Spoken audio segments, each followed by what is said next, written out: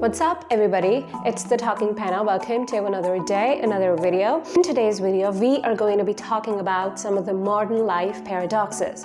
This video is basically inspired by a thread that was written on Twitter by David Pearl. The things that I'm going to talk about is a recollection of what I found the most interesting, and of course I'll be linking his bio down below, so feel free to check him out on Twitter. He is an amazing writer. I really love the way he writes threads, he writes insights, and it's just so refreshing to read them all. So yeah, without any further ado, let's jump into the video. Now, what is a paradox? A paradox is a logically self-contradictory statement. That is a statement that seems difficult or impossible to understand because it contains two opposite facts. So first up is the paradox of creativity.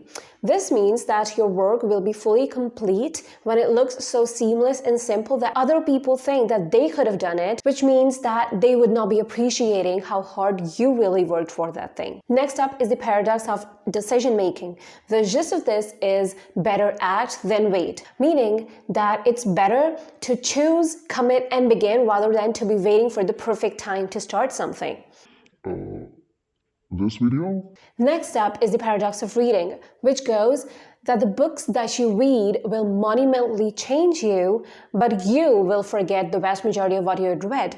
This means that whenever we are reading something, we do remember what the moral of the story is. And that is the meaning that we get from reading that book. We don't remember the storyline exactly, but we do remember what we learned from it. Next up is an interesting one. This is the paradox of originality.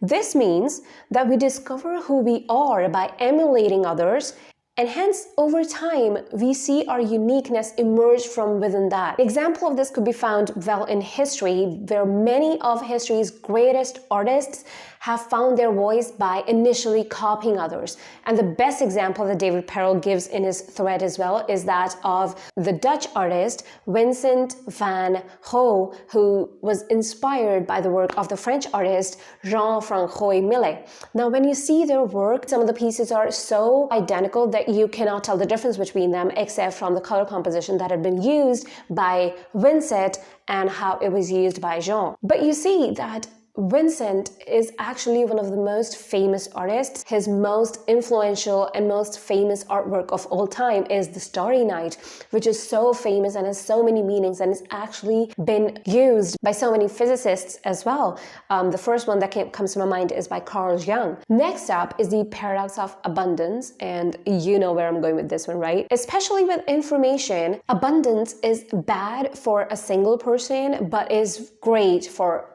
a small number of people. So the gist of this would be less is always more. Next up is the paradox of writing. Good writing looks effortless, but because the ideas are so vivid that sometimes, unfortunately, the casual readers would not be able to fully appreciate the time that went into refining them. Now, one thing that comes to my mind when I think of this is that your depth of knowledge is equivalent to how well you can explain a topic to a 5-year-old, and that is effortless. It means that you know that topic at the more foundational level. Next up in line is the paradox of specificity. This means that the more specific or narrow your goal is, the more opportunities you create for yourself. This means when you narrow down your focus to one thing and then expand your horizons into that, that actually brings you at the door of endless opportunities that you can find for yourself. Next is the productivity paradox. This means we keep on inventing more things to save us time, but it feels like there's even lesser time than before. You remember when Facebook was just starting out and how it was branded that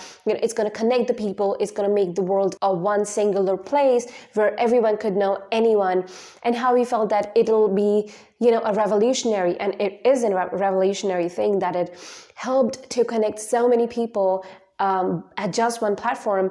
But the more we are connecting with the outer world, the less we are becoming in sync with ourselves, and hence the more lonely we're becoming. This one is my favorite. This is the Abilene paradox. Ask 10 people to get ice cream. If they have to agree on a flavor collectively, they'll always choose between vanilla and chocolate.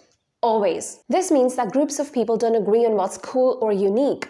They want to move towards conformity. They want to move towards a place where they have to face less friction, and they want to avoid confrontation on any level. So hence they go with the herd and they do what everyone's doing. Last up is the wisdom paradox. And rightfully so, it is the best way to conclude up this whole video. Logic is the key to scientific truths, but paradoxes are the key to the psychological one. Hence, the deepest and the darkest truths are always counterintuitive. Now, reading about these paradoxes are so important because they help us to view the world in a perspective that is neutral. It helps us to make unbiased decisions in life, and it also helps bring sanity in our work, in our ethics. It helps us to realize that no one's perfect, no matter how great they look or no matter how perfect their job is, how happy their house looks.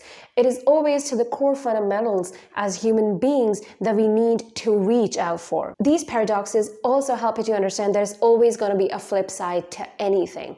There's going to be a positive for a negative, and vice versa, there's going to be a negative for a positive. Or no matter how good you think you're pleasing people, you're always going to be upsetting people on the way. There's always going to be someone who's going to be like, well, I don't agree with you, and rightfully so. It's okay to disagree with people at the levels which are contradictory, at levels which don't align with your sense of knowledge, or the things that don't align with your sense of thought, but it's never to be malignant about it. So that's all for today's video. I hope you liked it, and please go and check out David Perel's page on Twitter. He is really an amazing person. I really love the way he writes. With that, I ask for a goodbye for now, and I'd see you very, very soon. Bye.